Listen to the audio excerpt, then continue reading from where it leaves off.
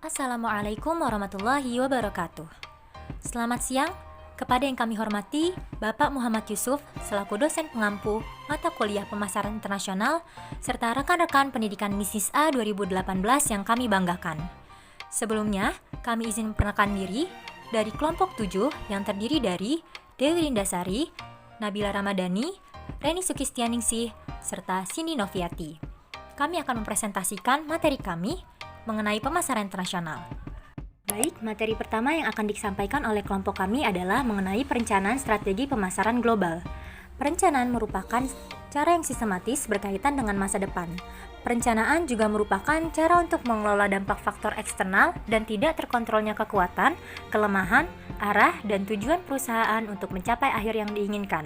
Dengan adanya perencanaan ini, sebagai komitmen sumber daya terhadap pasar sebuah negara untuk meraih tujuan tertentu. Selanjutnya, mengenai pemasaran global.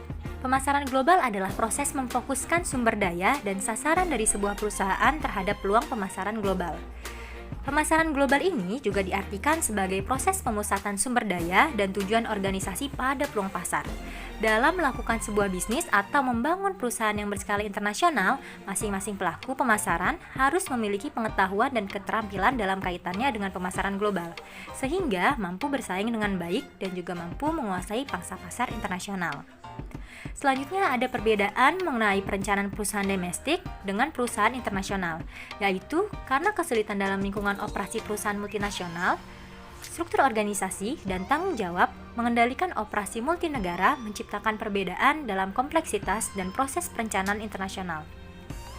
Lalu ada dua alasan yang menyebabkan perusahaan terlibat dalam pemasaran global. Yang pertama, dikarenakan untuk mengambil manfaat dari peluang untuk pertumbuhan dan ekspansi. Selanjutnya juga untuk bertahan hidup. Kita masuk ke materi selanjutnya, proses perencanaan pemasaran. Dimensi proses perencanaan pemasaran ini dibagi menjadi 3. Yang pertama, dimensi proses analitis, terdiri dari teknik, planning models, procedures, dan systems. Selanjutnya ada dimensi proses perilaku yang terdiri dari persepsi, partisipasi, serta asumsi strategis. Dan terakhir ada dimensi proses organisasional, terdiri dari struktur, informasi, dan budaya. Selanjutnya akan disambung oleh rekan saya. Silahkan. Oke, terima kasih untuk Saudari Nabila. Selanjutnya saya Reni Sukistianingsih akan menjelaskan mengenai desain organisasi global. Apa sih yang dimaksud dengan desain organisasi global? Desain organisasi global merupakan sarana dasar untuk melaksanakan strategi dan melalui desain tersebut, organisasi pekerjaan atau aktivitas dari organisasi dapat diwujudkan dengan baik. Di dalam divisi internasional, biasanya perusahaan memiliki operasi secara global, namun untuk sekarang ini tidak dianggap penting lagi, dan mereka menghapus serta menggantinya dengan membentuk organisasi-organisasi yang lebih mendunia, yang berbasis pada produk, wilayah, fungsi, atau kelas konsumen. Selanjutnya ada beberapa bentuk struktur yang dapat dipilih oleh organisasi. Di antaranya, yang pertama ada Global Corporate From Product. Di dalam divisi ini, produk bertanggung jawab terhadap operasi dunia, seperti marketing, dan produksi dari produk di bawah kontrol mereka. Yang kedua ada Global Corporate from Geographic Regions atau wilayah geografis.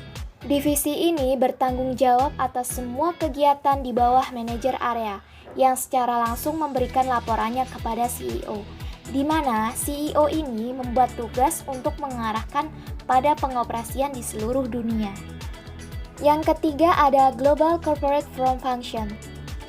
Di dalam divisi ini menuntut perusahaan untuk membuat departemen atau divisi yang memiliki tanggung jawab umum organisasi seperti fungsi keuangan, operasi, pemasaran, R&D, dan manajemen sumber daya manusia. Yang keempat ada Hybrid Firm. Divisi ini diatur oleh lebih dari satu dimensi di bagian level atas dari suatu struktur organisasi atau perusahaan tersebut. Dari kombinasi tersebut menghasilkan perusahaan yang terorganisasi secara regional dapat memiliki produk yang baru serta unik dan dapat dipercaya serta ditangani oleh divisi produk worldwide.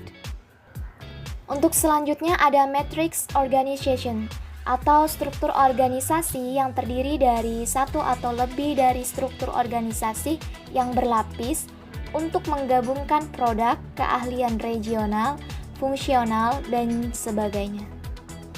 Dan yang terakhir ada strategic business unit, merupakan entitas bisnis dengan pasar yang jelas, pesaing yang spesifik, serta memiliki kemampuan untuk melaksanakan misi di dalam bisnisnya dengan ukuran yang sesuai dan terkontrol oleh manajer tunggal.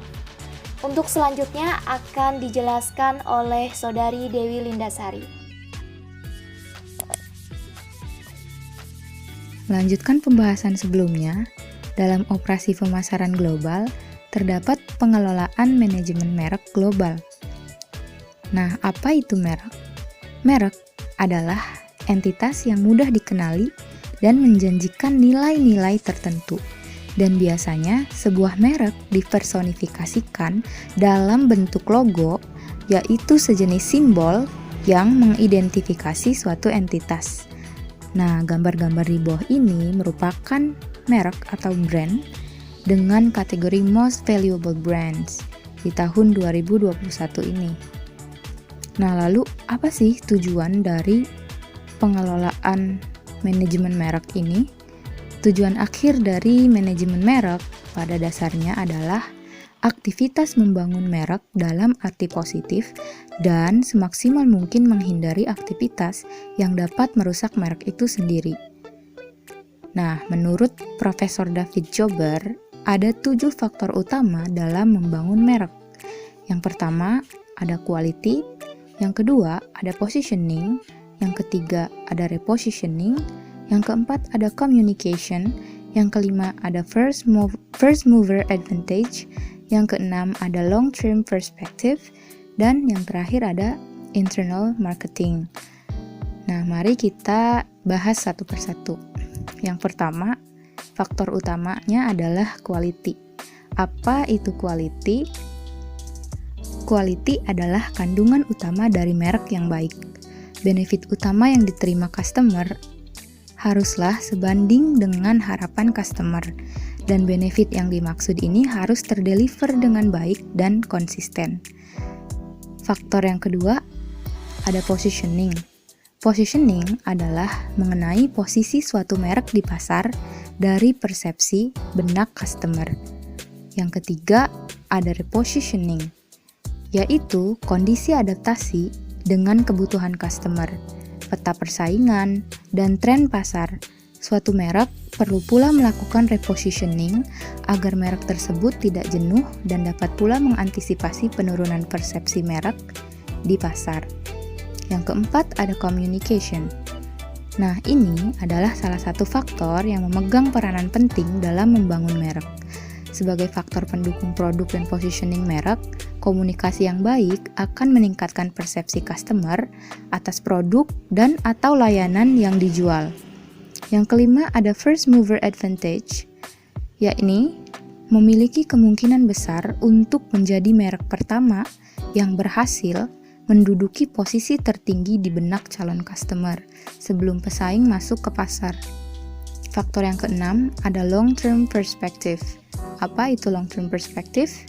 Yakni, manajemen merek harus mengalokasikan investasi pada merek itu sendiri, sebagaimana haknya mereka menginvestasikan atau mengalokasikan biaya yang secara langsung menghasilkan profit jangka pendek. Yang terakhir adalah internal marketing. Maksudnya adalah manajemen harus meyakini bahwa merek telah dipasarkan pula secara internal. Artinya, keseluruhan lini dari pelaku bisnis dalam perusahaan tersebut harus memahami nilai-nilai dan positioning dari merek itu sendiri. Nah, setelah kita mengetahui tujuan dari manajemen merek, selanjutnya adalah mengenai fungsi manajemen merek. Fungsi dari manajemen merek itu sendiri adalah yang pertama sebagai tanda pengenal untuk membedakan hasil produksi yang dihasilkan seseorang atau beberapa orang secara bersama-sama, atau badan hukum dengan produksi orang lain atau badan hukum lainnya. Yang kedua, sebagai jaminan atas mutu barang. Yang ketiga, menunjukkan asal barang atau jasa yang dihasilkan. Dan yang terakhir, fungsi dari manajemen merek sendiri adalah sebagai alat promosi. Nah, penjelasan selanjutnya mengenai pengawasan pemasaran global akan disampaikan oleh Cindy Noviati. Selanjutnya kita mau bahas apa nih? Selanjutnya, subbab materinya ada pengawasan pemasaran global. Nah, apa sih tahapan dari pengawasan pemasaran global?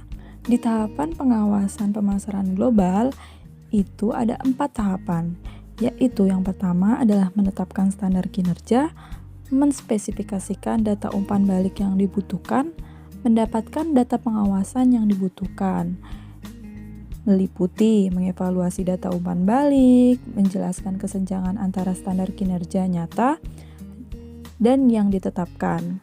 Kemudian yang keempat ada melakukan tindakan perbaikan.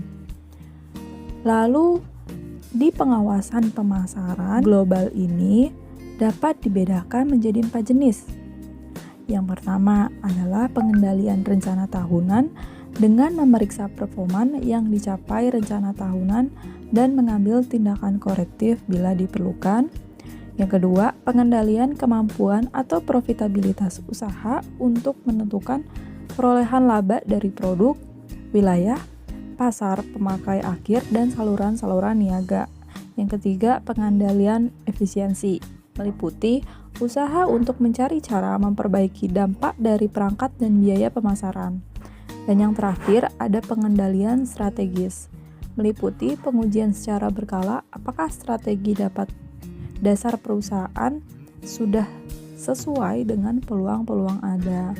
Nah, itulah materi pada pertemuan kali ini. Semoga dapat dipahami dengan baik oleh teman-teman semua, dan kurang lebihnya dari kami mohon maaf. Terima kasih. Wassalamualaikum warahmatullahi wabarakatuh.